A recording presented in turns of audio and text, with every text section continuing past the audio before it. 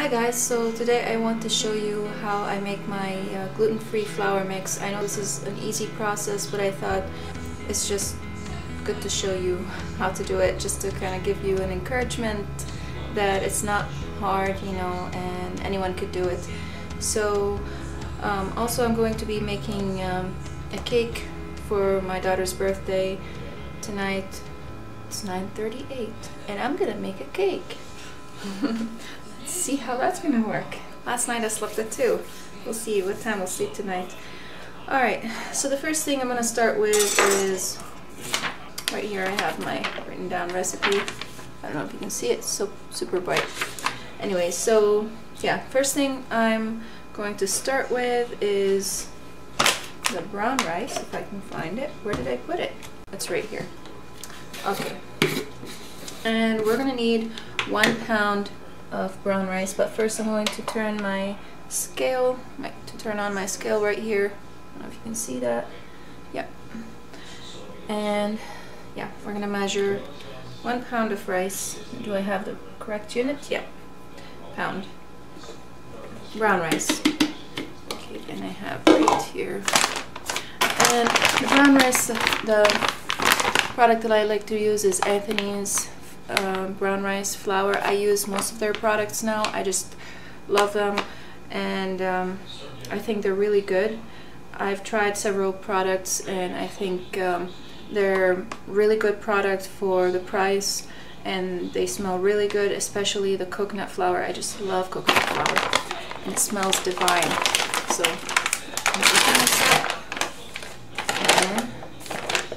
I'm going to get a spoon for that.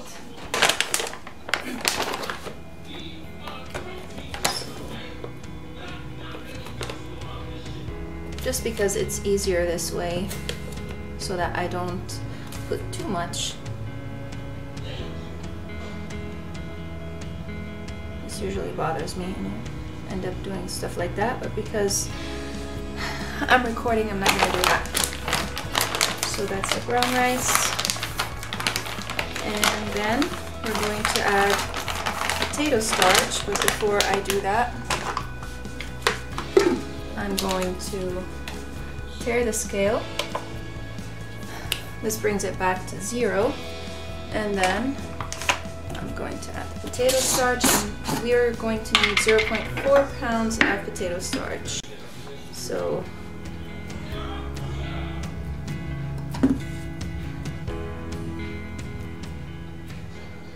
okay, 0.4, this stuff.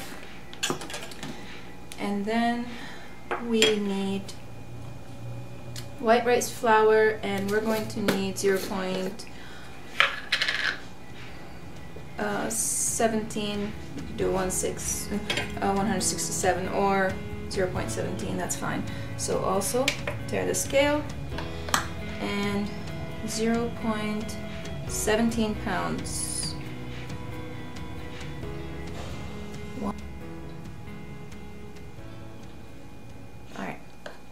0.17 white rice flour,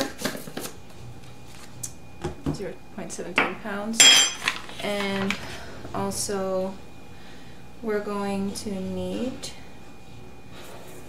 0.066 pounds of tapioca flour. And again, we tare the scale. Tapioca flour right here. The way I store them is I just take any jars that I've had, like this one used to have chicken bouillon in it, and the other one had coconut oil, so that's how I store my stuff. It just keeps them fresh and keeps critters away from them. Yeah, so we're gonna need 0.066. Okay. And you might think, what's the point of adding this? It is a starch, and it helps in binding the flour, and this helps give it the texture of the you know, the wheat flour that we were used to eating. So even though it's a little bit, imagine, you know, like when you add starch to a dish to kind of thicken it up, and makes it sort of gooey. So this is kind of what this is doing. It's adding some sort of gluten to the different form, not gluten, you know, like the glue that binds the flours together. And the next thing we're going to add is, oh yeah, I also use, I'm in love with this brand. So if you guys are interested in buying this stuff, I'm going to leave a link for them down in the comments beneath the video or somewhere. We'll see. And also the next thing we're going to add is coconut flour. Now if you don't like coconut flour, or if you're allergic to coconuts, you can always add almond flour instead. I think they behave the same way. I'm not sure. I haven't done a test on it yet. Maybe one day I'll try to kind of bake something with just coconut flour and with just almond flour and the same recipe and see how they behave. And then I'll let you know how, you know, whether it works or not. So, or if you're going to need different ratios for if you're going to add almond flour versus coconut flour. So coconut flour, we're going, again, tearing the scale, we're going to add 0.13 pounds, and usually I add a tiny bit more just because I like coconut flour, but because it's for you guys, this is what I'm going to do. 0.13 pounds. That's alright. And really, it smells amazing. Amazing. And this stuff lasts for a long time. And this bag right here, I just keep it in this bag and it stays fresh for a really long time, as long as you keep it in the right environment. Don't put it in a humid environment, keep it in a dry, cool place, and it will be fine. And just make sure to seal it really well. These are like sort of like Mylar bags on the inside, and yeah. And I make sure to take all the air out from it also, because we want to keep it fresh. And then I forgot my measuring spoons. The next thing we're going to add is xanthan gum. Okay, we're going to add 2 teaspoons of xanthan gum. And the way how I store my xanthan gum is I just put it in a container, sealed container in the fridge. And I think I'm using a different brand now. I think it's like green something, I don't know. I forgot what it is. I'll also link it down below. I buy all of these products online just because I find that it's easier to find all the products that I want, and I also find sometimes that it's, well, most of the time it's cheaper than buying it in the store. 1, 2, and that's it. And now we're just gonna mix it, and this is our flour mix. And yep, I just take a whisk and I mix it really well. I make sure everything is mixed really well together, because we want a, you know, if you have one part that has one type of flour more than the other, you're not going to really have a, the texture of dough that you want. So you want to make sure that it's really well mixed together. And just, I might mix it for like 1 or 2 minutes, and just to make sure that everything is well combined. And then I'm going to show you after this the cake that I'm going to be, the recipe for the cake that I'm going to be making. This is not my recipe. I will link it down in the description box or under the comments if I'm putting this on Facebook, in the comment section, so that you guys can also see it. It has a weird thing in it that says to use boiling water, and I understand sometimes I do use boiling water with gluten-free, but I've never in a cake done that, so I don't know how it's going to turn out. And usually I don't follow recipes. If it's someone's recipe, it's very rare that I do follow it to the T, because I find that after following it, I'm often very disappointed and I end up later on changing it. So, but for the sake of following the recipe, because this is baking and baking is sort of like a science, So I'm just going to follow it just to make sure, you know, to try it out and see how it's going to turn out. And then later on, if I don't like it, then I'll start tweaking it. And it's mostly the same measurements for most cakes. It's just, you know, your regular cake base, but the only different thing is that they use boiling water, and they say that in the recipe they say it's because it activates the cocoa powder. I guess. So I don't know what's gonna do to the flour though.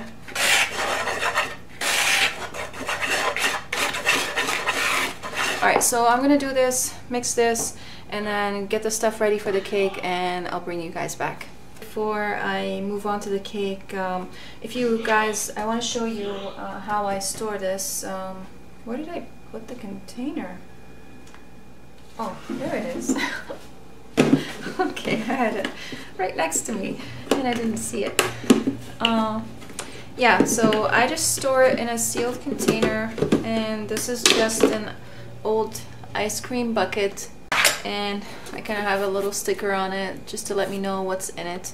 It says gluten-free all-purpose flour, and just take it and dump it in here.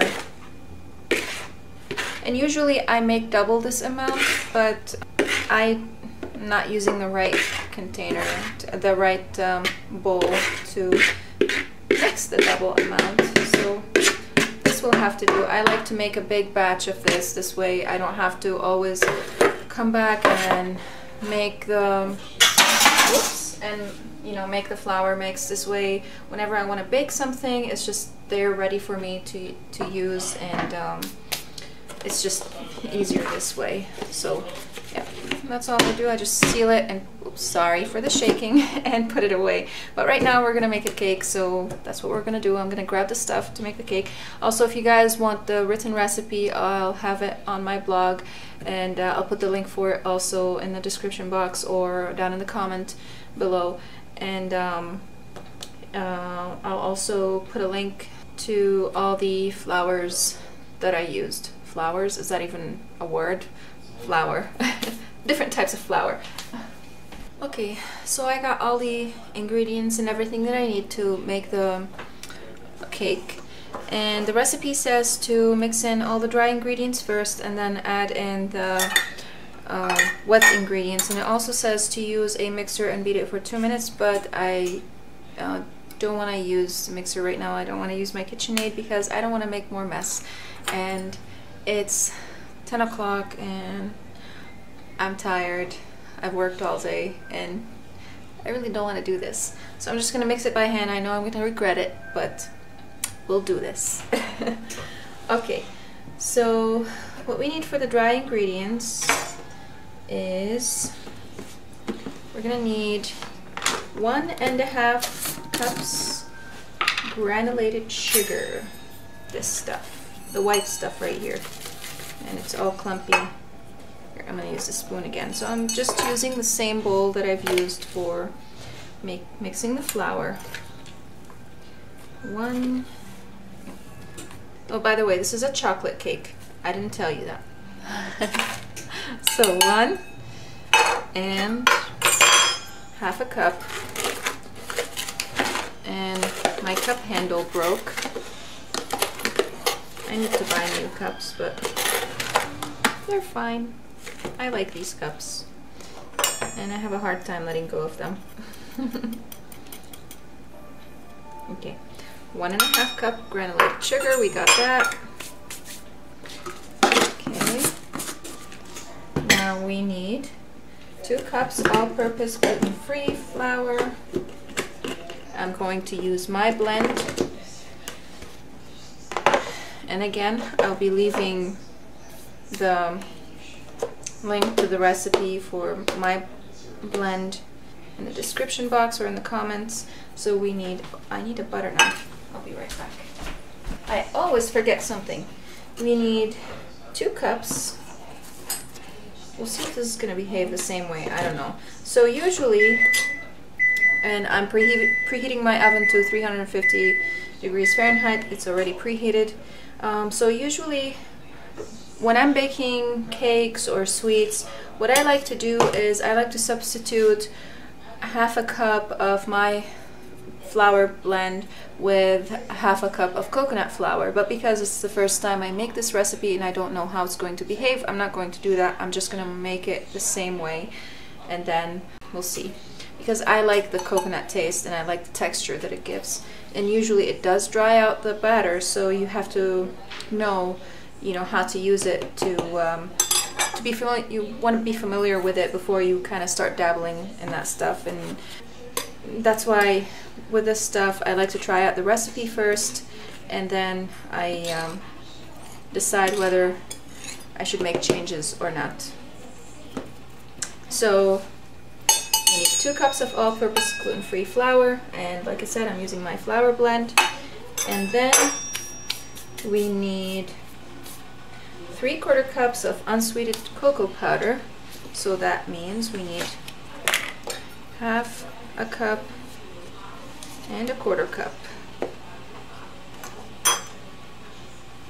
And all this stuff that you see here I buy online. And I do most of my grocery shopping online, and that is because I don't have a car, and I really like it. You know, I like grocery shopping online. I don't like not having a car, but I do like grocery shopping online. It's just, it makes life so much easier, and it's just one less chore to do. So that's 3/4 cups of cocoa powder, and I'm making a mess here. Oh, I hate that. And then we need 1.5 teaspoon gluten-free baking powder, and this is the one that I use. I also buy this online. Baking powder, Orgo, and I don't know if you guys can see it. There's a light, yeah. The Orgo baking powder. This one is aluminum free, and I like it. It's really good.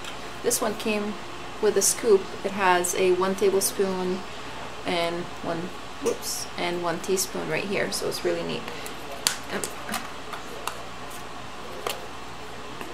Okay, can't use that for the tablespoon. Oh, okay, whatever. That's alright. And, oh, how much did it say? I totally lost it. Oh, 1.5 teaspoons. Yeah, I can use a teaspoon. Okay, so what's neat about this is that I could do, kind of swipe it off right here. 1 teaspoon and 1/2 teaspoon. And then we're going to need 1 teaspoon of salt. My water is boiling right now, or getting ready to boil. It's on the stove. And then we need, okay, so that's it for the dry ingredients. So what I'm going to do is just quickly mix them right here, make sure everything is well blended and you don't have any clumps, because you don't want a clumpy cake. You don't want to bite into a piece of dry flour or uneven mixture. And this, oh yeah, okay, I missed one more ingredient. We need also 1.5 teaspoon of baking soda. So this is the baking soda that I use. It's just a giant container. I use it for cooking and cleaning, for baking and cleaning. I also buy this online. So 1.5 teaspoon. You know, I'm so thankful for online shopping centers and businesses and stuff, because my life would have been so much harder without them. Especially, you know, because I don't have a car and then I have kids, and yes, I can go on the weekends and go shopping, but I really don't want to go shopping on the weekends. I want to do stuff with my family, you know. So if I can minimize the amount of chores, it just makes life easier, if you know what I mean.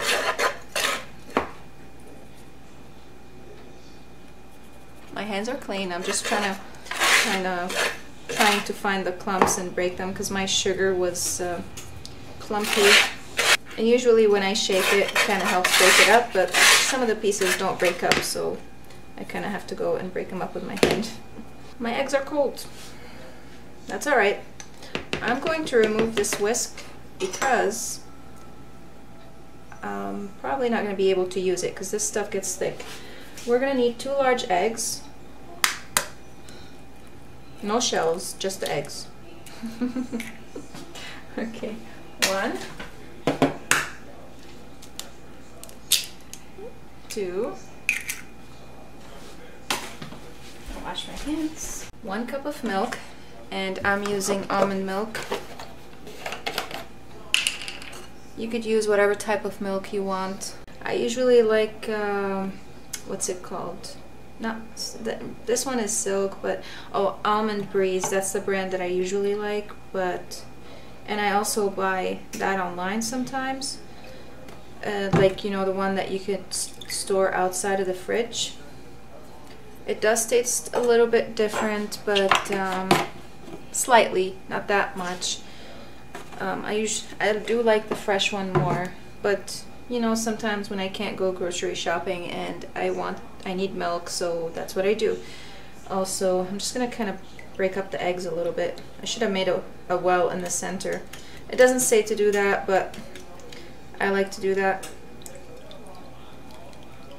Kind of beat the eggs and the milk together because we're going to be adding the hot water, the boiling water, and I really don't want to get my eggs cooked. I don't want to get scrambled eggs in here. So that's why I'm doing this, because if you pour the hot water on top of the eggs, you might end up risking cooking the eggs, and that's not really going to help you in making a good cake. So this kind of balances out the temperature. The eggs spread out everywhere, and when you pour the hot water, it's not going to cook the eggs. And also we're going to need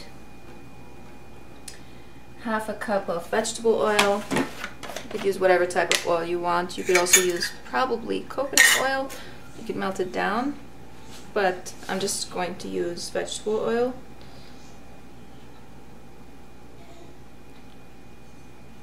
I've never tried using coconut oil in baking a cake before, in a cake mixture, but maybe I should try it because I do like coconuts, and see how the texture comes out.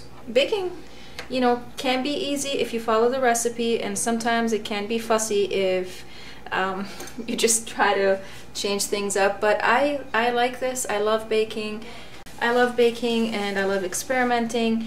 And you know, when I discovered that I am allergic to gluten, it was hard on me at first because I felt like, oh no, I can't bake now and I have to relearn everything. But once I put, right now, how many years?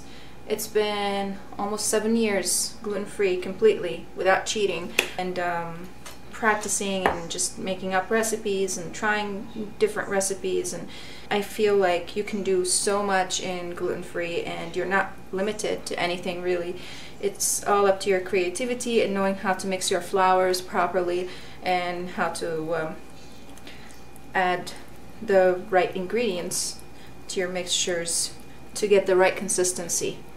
So this is something that I'm hoping that I will be able to share somehow. I'm not sure how to kind of put it into words yet. I need to kind of figure that out, because I know a lot of people who are new to gluten-free struggle in coming up with different recipes or all that stuff. So that's why right now I'm just trying to offer for you guys gluten-free recipes, because I know a lot of people that I know are gluten-free, and I know that a lot of people do struggle in that. So yeah. What else do we need to? So okay, so I added the half a cup of vegetable oil, and now we're going to add 1.5 teaspoon of vanilla extract, and this is the one that I use. I like it. It is Molina's Mexican Vanilla Blend. Can you guess? I also buy this online. So another thing that I'm going to be buying online, so my friend Heidi, hi Heidi, if you're watching, she got this Misfits vegetables online, and I was really intrigued because the less things that I need to go to the store for, the better it is. So I bought my box, and also if you guys are interested, I'll show you what's in my box when it comes here. It's supposed to come here on Tuesday, so we'll see. I'm really excited. I can't wait. If I like it, I'll probably buy the bigger box next time. 1.5 teaspoon of gluten-free vanilla extract, if I need to, because the small box seemed to have a lot in it. So 1.5 teaspoon vanilla extract. Okay, so that's 1 and 2. Not 2, 1.5. What's up with me? Can't I count? And we need the boiling water. Okay, so I'm gonna do this. There we go. And then I'm going to add the boiling water. So this is hot enough, it has boiled, and we need 3/4 cups of boiling water. Okay, so because this does not have a handle, I don't want to burn my fingers. I'm going to use the 1/4 cup and just do 3/4 cups. 1, and you know what? Hold on a second. I'm going to put the hot water right here next to me, and what I'm going to do is I'm going to mix every time I add a 1/4 cup. I'm going to mix the wet mix together. This way, as I'm adding it, whoops, this way I don't risk cooking anything unevenly. So I'm just going to add it slowly and mix the wet mixture together. So that's 1/4 cup. We need 3/4 cups. Mix, mix, mix. Add another 1/4 cup.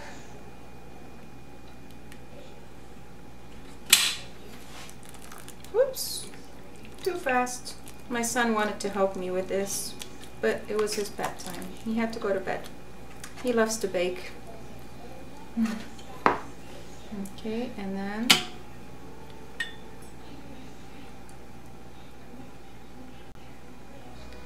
the third 1/4 cup, 3/4 cups. Okay, awesome. No cooked eggs. Okay, and yep, now we're just gonna slowly mix everything together.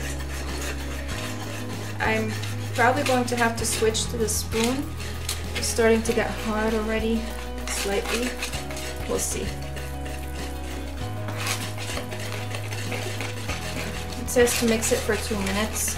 My shoulder is already hurting me. I'm gonna have to take breaks. I'm kind of scraping the sides just to make sure there's no flour on the sides that's not getting mixed. If you want to use a mixer, by all means use a mixer, because this is hard, but I always end up doing this. If my joints didn't hurt, this would be a good muscle exercise.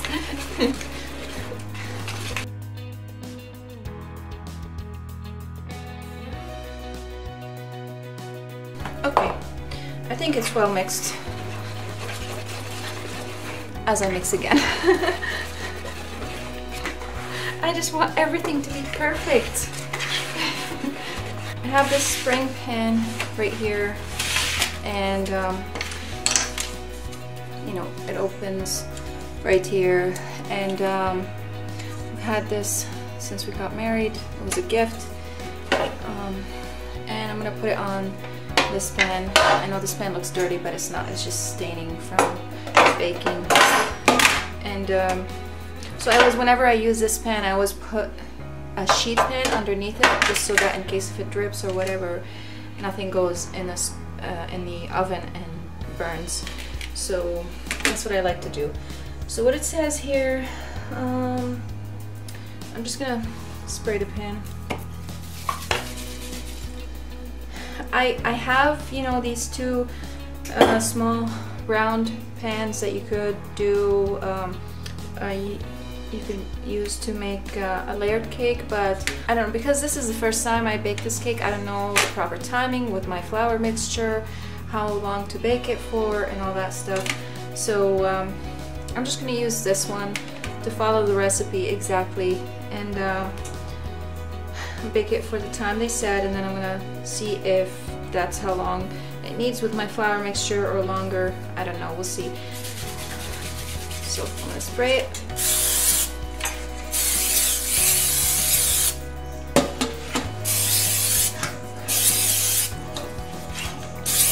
And I would have lined this with what do you call it?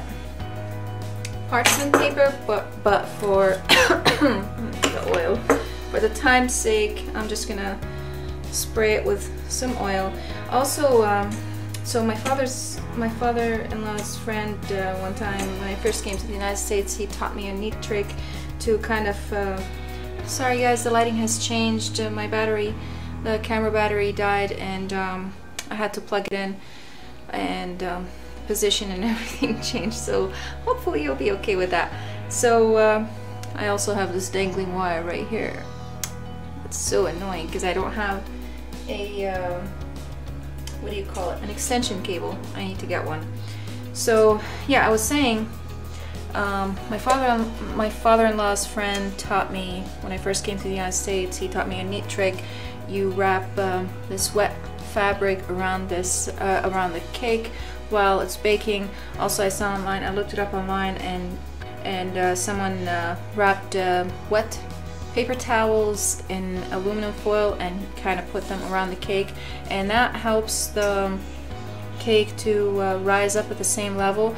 It prevents the edges from kind of browning and forming a crust, and this prevents, when that happens, it prevents the cake from rising up all at the same time. But I don't have a lot of time to do it tonight, so I'm just going to skip that step, and I'm just going to pour the cake in here and bake it. And my oven is already preheated, so that's what I'm going to do. I need to get a new spatula. Okay, so I'm going to put this, dump it all in here. Probably this is better. This is an awkward position, but I'll do it for you. Okay, and I'm just going to level it a little bit with a spatula. Just kind of really gently on the top, going, kind of bouncing it a little bit. I'm gonna wash my hands. Chocolate. I can't lick it though because it's gluten-free, and there are things that you can't eat raw when it's gluten-free. I'm going to put it in the oven. It says to bake it on the center rack for 35 to 38 minutes, or until a toothpick inserted in the center comes out clean. We'll see how long this cake takes with my flour mixture. So yeah, let's do this.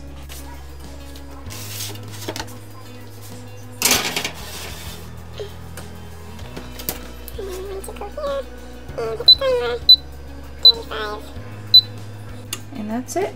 And then after 35 minutes, we're gonna come back and see if it's baked.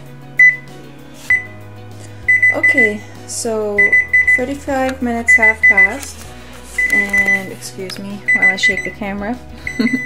And we're going to insert a toothpick into our cake to see how it's done. So you see that crack right there, and how it is, how it has risen in the middle more than the sides. So this is what I was talking about earlier. Putting around a damp cloth around it, or a paper towel that's wrapped in aluminum foil. Damp paper towel that's wrapped in aluminum foil will prevent this and will help the cake rise evenly, and you won't have this crack in the middle right there also. Alright, let's see. Ooh, let's see, can you see? It's clean. So 35 minutes is perfect. Alright, I'm going to take it out and let it cool down in the pan for about 5 minutes.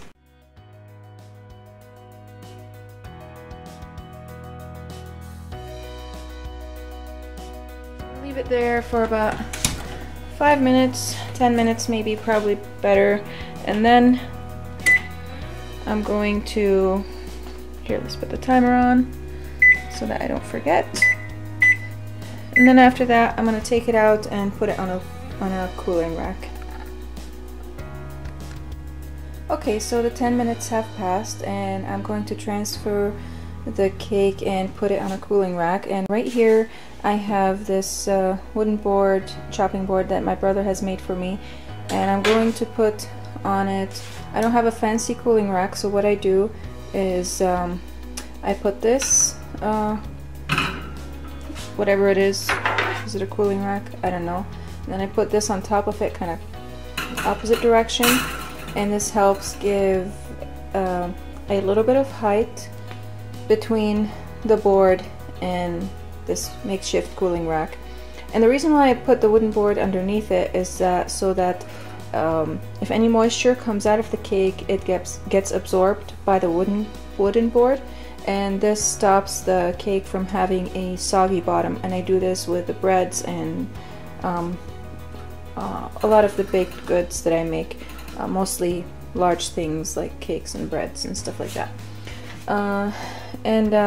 So the reason why I'm not so disappointed about this top right here is because my daughter wants a scenery made on her cake.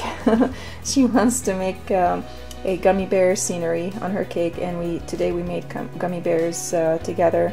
And if you guys are interested, I could leave a recipe for that also. I'm still kind of working on it and trying to adjust it. I'm not so happy with it yet, so I'm trying to figure out how to make it better. And last year I made a minion cake for my son, and I'll post a picture of it in a video.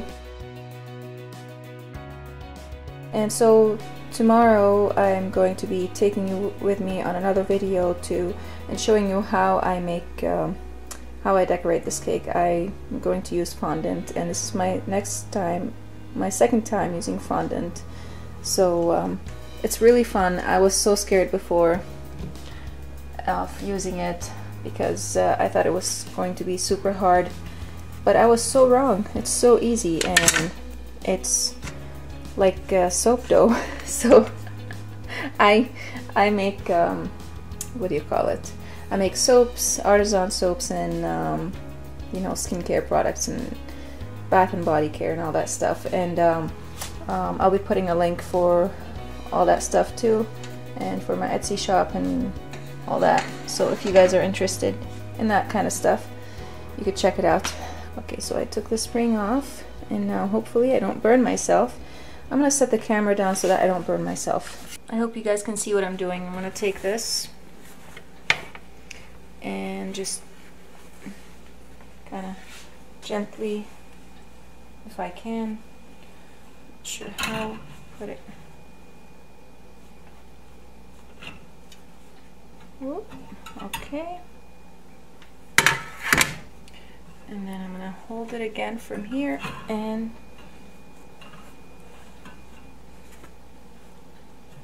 ow, ow.